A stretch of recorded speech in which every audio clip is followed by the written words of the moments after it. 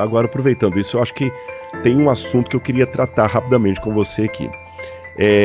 Muita gente tem me perguntado, eu quero até ver se eu faço um vídeo sobre isso, sobre Israel agora nessa conjuntura, se tem uma profecia específica. Tem muita gente que acha que o Israel é o relógio do Apocalipse, né? Exatamente. Olhe para Israel que você vai entender que época que a gente está, o que está acontecendo.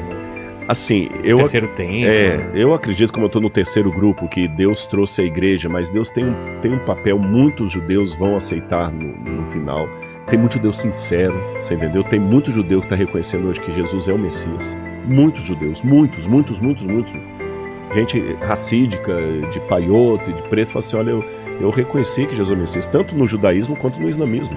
Que são as duas religiões dos descendentes de Abraão, né? Porque o Ismael também era de Abraão. Teve um mesmo que reconheceu que Jesus era Deus pelo Alcorão. Como assim? Ele falou assim, escuta, eu comecei a ler no Alcorão... Que é um profeta, né? Ele é um profeta. E Jesus tem vários milagres no Alcorão, Maomé não tem nenhum. No Alcorão, Jesus nasceu de uma virgem sem pecado. Maomé nasceu de uma mulher pecadora. Então, Jesus é acima de Maomé, tá alguma coisa errada. Por que Maomé é o maior dos profetas? Com base no Alcorão, ele foi procurar a Bíblia. Tem muitas pessoas do islamismo que estão sonhando com o mesmo padrão de sonho. O homem de branco que aparece. Então, só um parênteses rápido, está tendo todo esse movimento do eixo do mal, mas o eixo do bem também está movimentando no mundo. Existem muitas pessoas dentro dos países muçulmanos que estão tendo sonhos com um homem chamado Issa. Issa é Jesus em árabe. E Issa está falando com eles sobre o evangelho. Alguns que coisa maravilhosa. Já estão aceitando Jesus, mas continuam vivendo lá para não serem mortos pela família. Então Deus tem a manifestação do Espírito. Agora, com relação a esse papel profético, embora, como eu falei, por ser do terceiro grupo, que acredita que Deus tem um carinho por Israel e muitos vão aceitar, que a gente tem que fazer um trabalho de testemunho, eu explico com muito carinho, de testemunho de que maneira. Eu tenho amigos rabinos, Rabino Ventura, o Ravissani, conheci o Rabino Dudu, tem rabinos lá em Jerusalém, eles sabem que eu creio em Jesus. Então, como é que eu vou falar de Jesus para eles? Eu vou mostrar para eles que Jesus não é antissemita, Jesus era judeu, e de maneira que eles tenham um apreço por Jesus e queiram saber mais dele, através de mim, e não a barreira, porque o cristianismo fez a pior propaganda de Jesus para os judeus. Eles mataram os judeus em nome de um judeu. A Inquisição espanhola, você entendeu? Você matou o Jesus. Perseguindo. Então, muitos judeus, o ranço que muitos judeus têm, por exemplo, da cruz, é criado pelo cristianismo, sabe? E que tirou Jesus do judaísmo e acabou com o povo judeu. Então, hoje, o meu papel de testemunhar sobre Jesus é mostrar para eles que eu aceito a fé de Abraão por causa de um judeu que eu creio ser o Messias. A única coisa que me separa do judaísmo é que, para mim, o Messias veio. Essa é a diferença. E aí, se eles não aceitarem Jesus, eu oro a Deus, porque, como eu falei, é o Espírito Santo que vai convencer, não é o Rodrigo. Aí entra aquele negócio que eu falei. Agora, com relação ao papel profético... O pessoal falou que o pessoal está te perguntando. Muita gente está perguntando nas redes sociais agora, e tal. Veja bem, vamos pegar desde lá de trás. Quando o judaísmo falava das primeiras profecias apocalípticas, o livro de Daniel, por exemplo, que é o movimento apocalíptico, alguns livros de Qumran, eles sabiam que o Messias ia vir e que antes da vinda do Messias, isso está nos livros do Mar Morto, nos pergaminhos do Mar Morto, que haveria as dores de parto de uma mulher. A mulher ia dar a luz em meio a dores, e essa linguagem do judaísmo, Jesus vai usá-la. Você sabe que cada mulher é uma mulher na hora de dar a luz. Sim. Tem mulher que ela começa a ter a contração 40 minutos depois o menino está nascendo. Eu dei palestra um dia num lugar que para fazer essa ilustração eu falei o seguinte: quem aqui deu a luz com 2 horas? Uma falou assim: eu dei a luz com 1 hora. 1 hora me nasceu. Eu falei: quem mais? Uma levantou a mão e falou assim: a minha ficou 3 dias de trabalho de parto. Nossa. Eu nunca vi um negócio desse. Para mim, o recorde que eu tinha visto até agora é uma mulher que ficou 18 horas. Uma amiga minha que ela ficou 18 horas em trabalho de parto. E as contrações, elas vão apertando. Quando a mulher entra em trabalho de parto, que a contração começa, você só sabe que a criança vai nascer. Mas pode ser na próxima 1 hora ou na próxima 18 horas, ou se for o caso dessa lá, 3 dias. Então, os judeus sabiam que antes da volta do Messias, haveria as dores do parto. E há uma discussão no judaísmo como o Messias deveria vir. O Talmud diz isso. Ele vai vir no céu com poder e grande glória, como diz o livro de Daniel, ou vai vir humilde num jumentinho, como diz o profeta Zacarias. Aí tinha várias linhas. Alguns judeus achavam que iam vir 2 Messias, um Messias filho de José, outro Messias da descendência de Judá.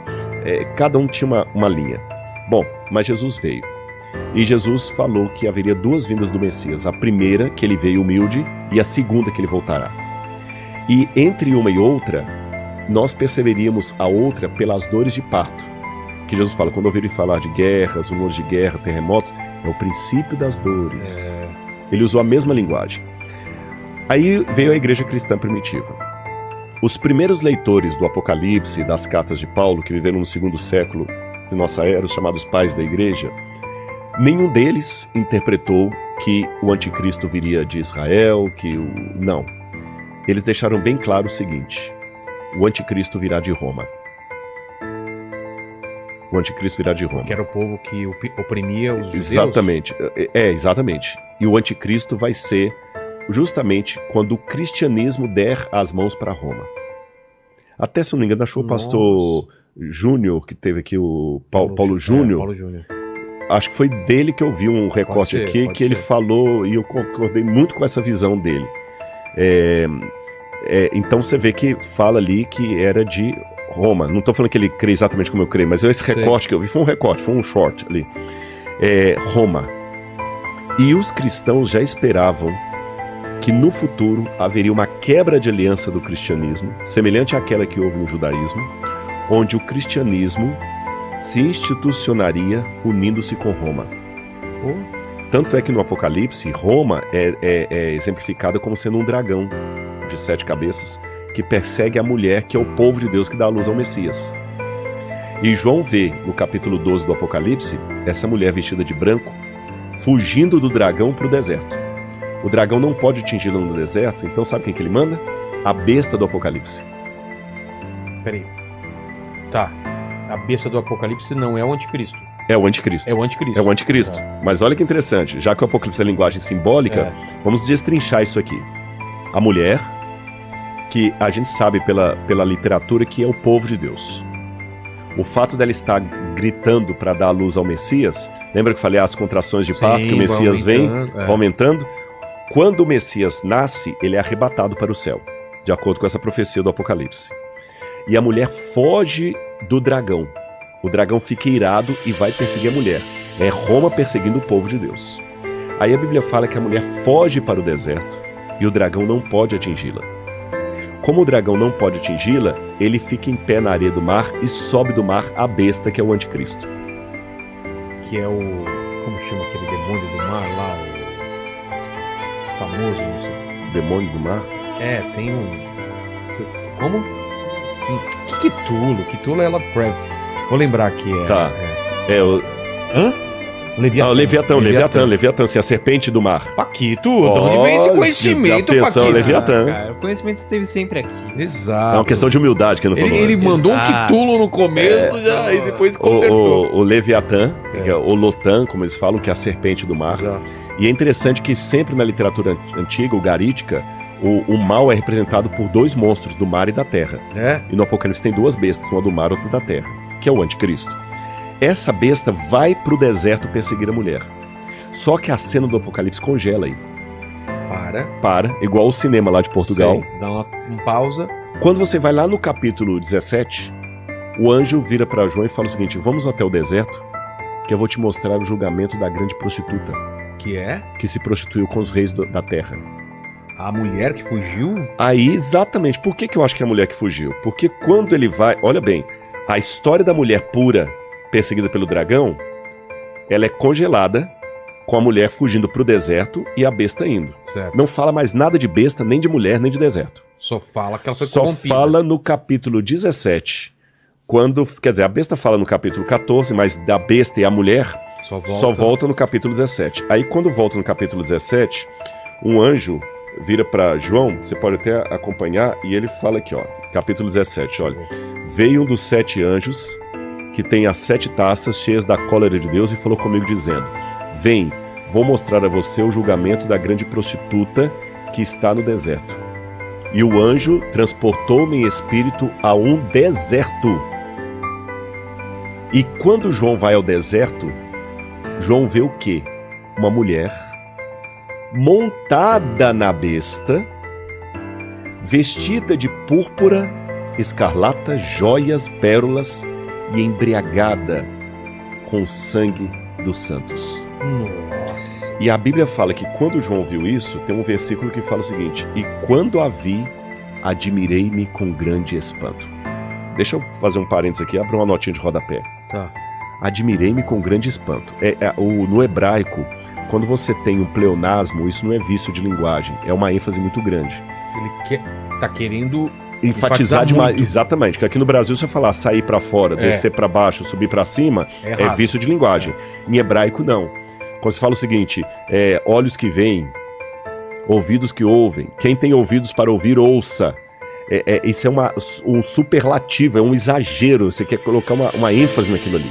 Quando ele fala admirei-me com grande espanto, admirei-me com grande admiração. Vamos convir. No Apocalipse, até aqui, João já tinha visto o dragão sendo expulso do céu. Ele viu o trono de Deus. Poxa, por que ele vai ser... Tem que ser um negócio muito fora da curva para admirá-lo. Tá certo? Se você já andou de avião para cima e para baixo, para você se admirar com um voo, tem que ser a primeira classe da Emirates. Exato. Senão é mais um dia. Senão é mais um dia. Por que João se admirou tanto? É porque ele viu o que ele nunca imaginava. A mulher povo de Deus que foi para o deserto perseguida pela besta está agora coliada com a besta, montada na besta e embriagada com o sangue dos santos. O montada não significa que ela dominou a besta, mas sim ela tão juntas. Estão juntas. E sabe por que estão juntas? Essa imagem que Deus mostra para João aqui é a mesma imagem que você tem na mitologia grega.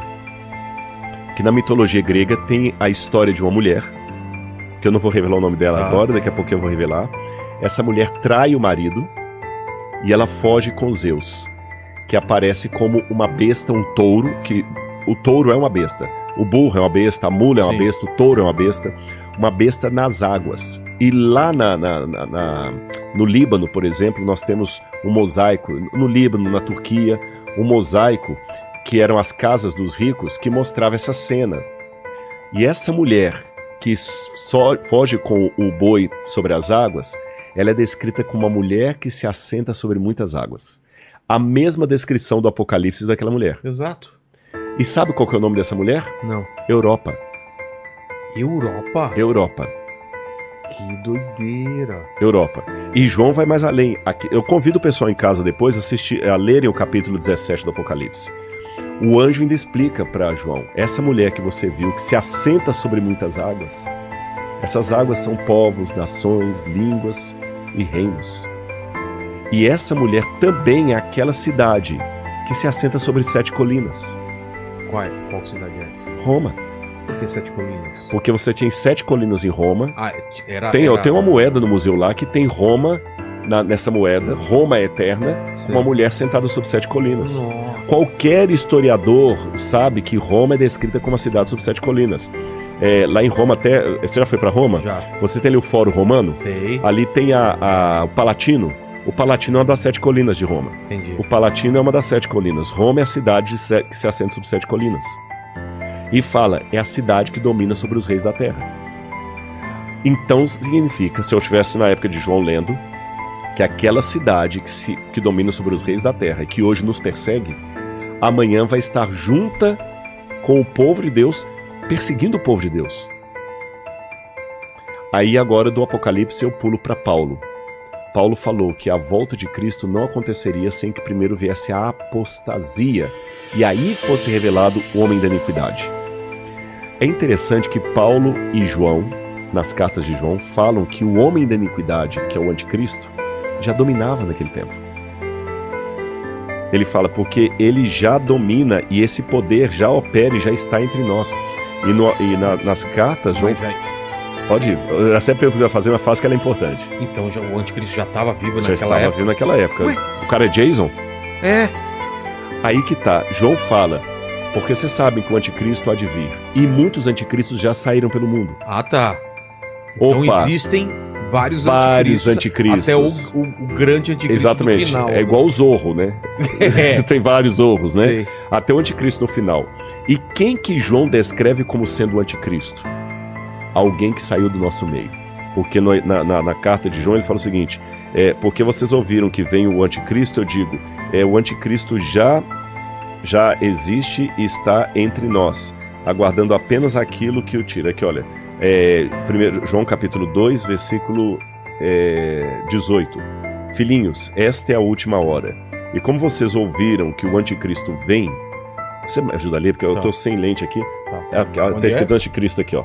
Pode ler daí. Filhinhos, esta é a última hora. E como vocês ouviram que o anticristo vem, também agora muitos anticristos têm surgido. Por isso sabemos que é a última hora. Eles saíram do nosso meio, mas não eram dos nossos. Porque se tivessem sido dos nossos, teriam permanecido conosco. Só até aí tá bom. Só até aqui? Então você vê. Saíram do meio, Saíram do nosso, mas não eram dos nossos. Porque se fosse dos nossos, ficariam conosco. O que quer dizer? Eles nos traíram. Tá. Você entendeu? Como se fala o seguinte: olha, o fulano de tal, a gente é parceria, mas ele saiu da empresa porque ele era traído. Paquito. Mas o Paquito tá aqui ainda. Paquito né? tá aqui. Tá no 1000 ainda. Aqui, mas não vai mil ainda, passará, 2000 não chegará. Exato. Mas então, Paulo, ele falou, eles já existem. E saíram do nosso meio. Quem que eram os anticristos que estavam saindo do meio do cristianismo ali? Pessoas que estavam negando a doutrina dos apóstolos. Mas tem nomes ou é em geral? Era em geral. A gente sabe pela história que tinha Cerinto, tinha Polícrates e outros mais gnósticos, mestres gnósticos, que começaram a ensinar coisas. Os criadores dos evangelhos apócrifos. Então, seriam dissidentes então, do cristianismo. Porque não sei se todos, mas alguns apócrifos tentavam ir contra ao que estava nos livros gerais, nos livros por oficiais. Isso foram tirados. Exatamente. Agora olha o que Paulo fala, que eu li João, né? A volta de Jesus não se dará sem que primeiro venha a apostasia. A apostasia é uma palavra grega que significa ruptura, separação, divórcio, quebra de aliança. Tá. E, ora, a primeira condição, a condição sine qua non para morrer é estar vivo. Certo. A condição sine qua non para cometer um fratricídio é ter irmão. Filho único não tem como cometer fratricídio, morte de irmão. Tá certo? Órfão não tem como fazer um patricídio, matar pai. Quem é solteiro não tem como adulterar. Só pode adulterar quem pode não. Só, em tese, só é possível de adulterar quem é casado. Só é possível de apostatar quem um dia foi fiel. Claro. Então Paulo falou que haveria uma grande apostasia. João falou que os anticristos, é interessante que a palavra anticristo em grego... Mas ele não estava falando dessa época. Dessa época. Ele falou é porque Paulo, quando fala virá a grande apostasia... Não está falando lá no final? Não, aí eu vou chegar porque do final, tá? Paulo, quando fala aqui em 1 Timóteo, ele fala o seguinte... que virá a grande apostasia e será revelado o homem da iniquidade, o filho da perdição. Paulo fala justamente que... Peraí, não, estava na carta errada aqui. Paulo fala aqui, olha... Lê para mim aqui o verso... Ninguém de um modo, a partir do verso 3 aqui. 13? 3. 2 Tessalonicenses 2, 3 em diante. Finalmente, irmãos... Isso. Finalmente, irmãos, orem por nós, para que a palavra do Senhor se propague e seja glorificada, como aconteceu entre vocês. Orem também para que sejamos livres das pessoas perversas e más, porque a fé não é de todos. Será que aqui o 2 você leu aqui mesmo? Eu li o 3. 2 verso... 2 verso 3. 2 verso 3. Capítulo 3. 2 verso 3. Aham. Cadê aqui? 4... 2... Pode ler o verso 2 se você quiser. 2. Pedimos que vocês não se deixem demover facilmente de seu modo de pensar, nem fiquem perturbados, quer por espírito, quer por palavra, quer por carta, como se procedesse de nós, dando a entender que o dia do Senhor já chegou. Aí o 3 agora. O dia do Senhor é a volta de Jesus. Ah, é? Dando a entender que a o dia do Senhor é a segunda. Dando a entender que a volta de Jesus já aconteceu. Ele falou, tem gente que está falando que a volta de Jesus já aconteceu. Não aconteceu. Ele está explicando. Por quê? Ninguém, de modo nenhum, os engane, porque isso não acontecerá. Isso, a segunda vinda de Cristo não acontecerá sem que, primeiro, venha a apostasia. Isso. E seja revelado o homem da iniquidade, o filho da perdição. O 4 também? Isso, pode ler. O qual se opõe e se levanta contra tudo o que se chama Deus, ou é objeto de culto, a ponto de assentar-se no santuário de Deus. Isso. Apresentando-se como se fosse o próprio Deus. Olha, mais um versículo, mais um. Vocês não lembram que eu costumava lhes dizer essas coisas quando ainda estava com vocês? E agora vocês sabem que o detém para que ele seja revelado a seu tempo. Você sabe o que o detém agora para que ele seja revelado a seu tempo. Ou seja, tem alguém que está traindo a gente aqui na empresa. A gente ainda não revelou quem é, porque estamos levantando provas. É isso que está segurando de a gente revelar quem é. Mas quando a gente reunir as provas, nós vamos revelar quem é. Quando eu uso essa linguagem, quando eu reunir as provas, eu vou revelar quem está nos roubando, é porque o roubo já está começando agora. Sim. Então, esse espírito do anticristo já estava na época de Paulo. Já está. Porque ele falou, ele não estava revelado, mas ele seria revelado. E quando é que ele seria revelado? Quando viesse a grande apostasia. Aí lembra o que João também falou lá, isso foi Paulo, né? João falou o seguinte, esses anticristos já saíram do nosso meio e tudo. Então, fechando isso com o Apocalipse, esses que estavam ensinando doutrinas erradas dentro do cristianismo, alguns rompendo, no futuro, eles se juntariam com o principal inimigo do cristianismo, que era o Império Romano. E passariam a perseguir o cristianismo. Então, os primeiros pais da igreja, Policarpo, Irineu de Lyon, Tertuliano, todos eles sabiam que o anticristo era alguma coisa ligada ao Império Romano. Essa ideia só arrefeceu um pouquinho na época. Tem gente que fala que o anticristo era César mesmo e isso. Mas não era César, porque lembra que ele é aí que tá, o anticristo não pode ser César, porque ele é alguém que sai do nosso meio e vai se juntar com César. E não, César já era o inimigo. O César já era o inimigo, é alguém que me trai para juntar com o inimigo. Exato. Aí, na época de Agostinho de Hipona, Agostinho ficou muito feliz com o crescimento da igreja, graças a Constantino. Aí ele escreveu a Cidade de Deus, Cidade dos Homens. Então, Agostinho falou assim, não, na verdade, a união da igreja com Roma é uma coisa boa. Só que a igreja começou a perder a fé em algumas importantes ensinos apostólicos. Foi bom porque espalhou o mundo inteiro, mas muita coisa foi se perdendo. E quando a igreja passa por 3 fases, primeira de Constantino, que dá prestígio à igreja, depois de Clovis, em 508 de nossa era, Constantino 321 a.C., depois de Cristo, perdão. Depois vem Clovis, 508, que dá um exército. Depois vem Justiniano, em 538, que dá o poder. Aí a igreja começou a perseguir em nome de Jesus. Começou a perseguir os judeus, perseguiu os albigenses, os cátaros. A igreja foi perseguindo. E interessante que no próprio catecismo, há um ensino que está perpetuado no catecismo, que o anticristo será alguém que se assentará no trono do Papa, um falso Papa. Já ouvi essa tese aí. Você entendeu? A tese católica. Isso foi ficando.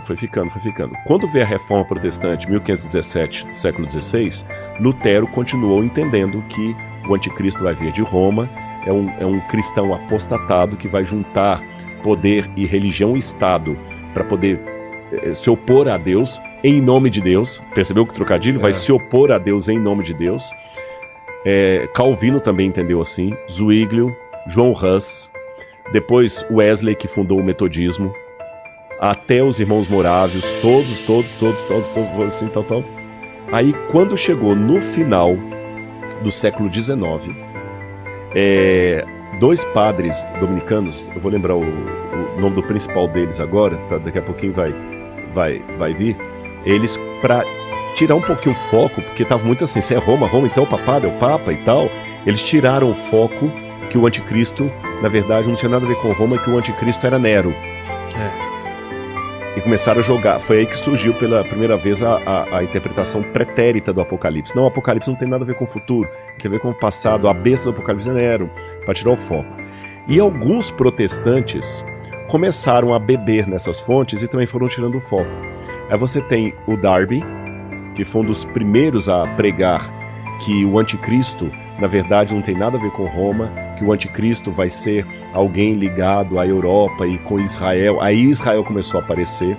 Depois do Darby, que ele fez até uma Bíblia anotada, você teve a Bíblia de Scofield, que começou a falar não é Israel, é o foco, é Israel, é o foco.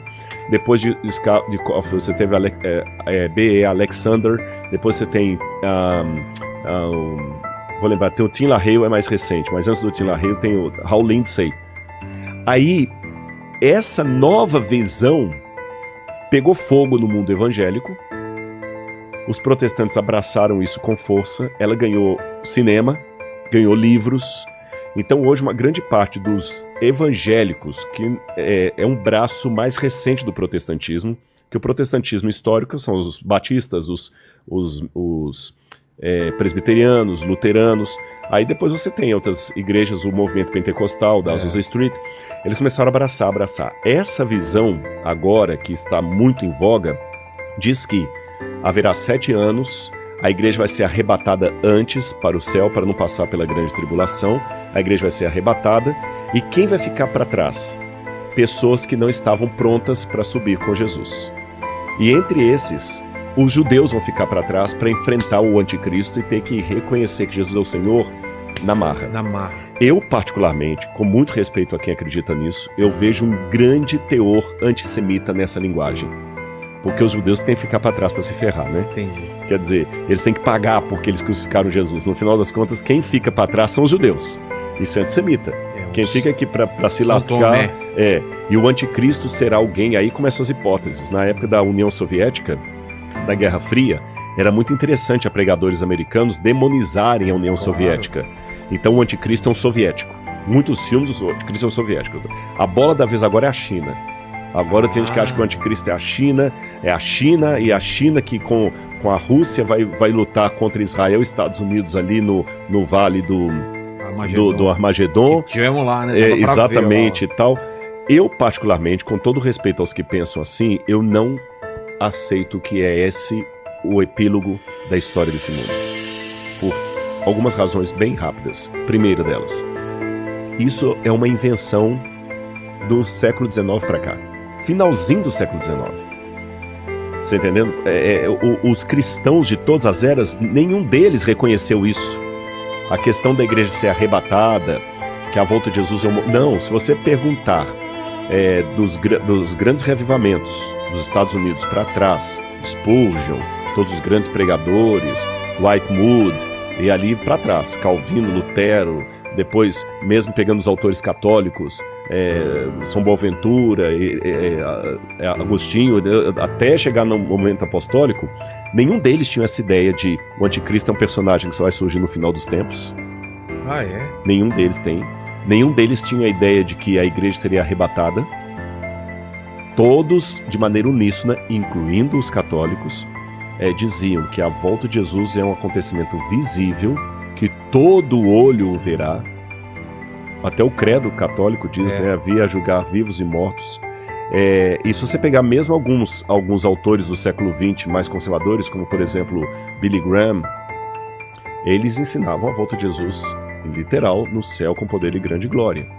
Então eu particularmente não vejo essa necessidade de hoje ficar apontando para isso. Mas está tudo cumprindo, Rodrigo, olha bem, está justamente a China e a União Soviética, Israel e Estados Unidos de um lado de cá se cumprindo, olha, está cumprindo, só que cuidado, a gente tem que olhar, mas com parcimônia, porque algumas coincidências também cumprem. Quando Saddam Hussein queria reconstruir a Babilônia, não tenho porque eu já me desfiz de vários livros, mas eu tinha um livro lá, que foi escrito por um autor descalhamaço evangélico, um pregador famoso, dizendo que Saddam Hussein era o anticristo, ele que era a besta, e ele pegava a passagem e falava assim, caiu a grande Babilônia, e pegava justamente os trechos de jornal onde onde Saddam Hussein queria reconstruir a Babilônia. Olha, tá vendo? A Bíblia fala da Babilônia. Eu tenho um grande amigo que eu respeito muito, ele falou, não, mas veja bem, a besta tem que ser a China, porque o dragão vermelho é símbolo da China. Mas tem vários países que tem símbolo da China. Tem que tomar cuidado mesmo, porque tem sinal para tudo quanto é lado. Tem tudo quanto é lado. Lembra o charge, eu tô tentando lembrar que tinha o Zé Apocalipse. Eu esqueci quem que era o cartunista que fazia o Zé Apocalipse. Você que é do métier, de repente até lembra. Não era o Caruso. Dá uma olhada, vê se o Zé Apocalipse. Quem que era o cartunista? Esse cartunista, eu lembro que tinha uma tirazinha que tinha o Zé Apocalipse gritando assim, né? Ronald Reagan é a besta do Apocalipse. Ronald Reagan é a besta do Apocalipse. Aí ele encontra com aí o outro falou assim, mas você não falou que a besta do Apocalipse antes era o fulano de tal? Ele falou, não, é porque eu trabalho com a versão atualizada dela, né? Então, já tô... Hã? Glauco. É o Glauco. Cada hora tem uma besta do Apocalipse. Então, olha, Nostradamus já foi chamado de besta do Apocalipse, Hitler, Napoleão, Steve Jobs, lá do o Macron, Emmanuel Macron. Como chama lá? Do Microsoft? Gente, o Bill Gates. O Macron da França. Então, agora também já estão pensando... Aquele Papa, não esse, o anterior também. Né? Agora o Putin. Então, quer dizer, eu prefiro ficar com esse lastro que eu tenho na história do cristianismo. Então, para mim, quando a igreja se juntou com Roma, eu digo isso aqui com muito respeito aos católicos, quando a igreja se juntou com Roma e começou a matar em nome de Deus, cercear liberdades em nome de Deus, proibir a Bíblia do povo, eu não estou inventando isso aqui, gente, há livros católicos que provam isso aqui. Você tem o sino de, acho que é de... quero lembrar de Toulouse, que falava assim, nós proibimos que os cristãos tenham a Bíblia. Foi só depois do Concílio Vaticano II que a igreja teve um movimento do aggiornamento, para usar a frase do Papa João XXIII, que ele já escreveu as encíclicas sociais, e aí veio o Pio VI, que aí, o Paulo VI, aliás, Pio VI foi na época da guerra, o Paulo VI, que aí a igreja começa a se abrir para o mundo. E aí param as missas de ser em latim, começa a ser na língua vernácula. Vira de frente para as pessoas, exatamente. Meu pai falou que era de costas, né? Era de costas. E então o Concílio Vaticano II que deu essa versão mais light para a igreja, onde você tinha Karl Rahner, que era amigo de Karl Barth, que era protestante. A igreja começa com os movimentos ecumênicos. Mas antes disso, na Inquisição, muita gente foi morta em nome da fé, em nome da cruz, judeus, protestantes.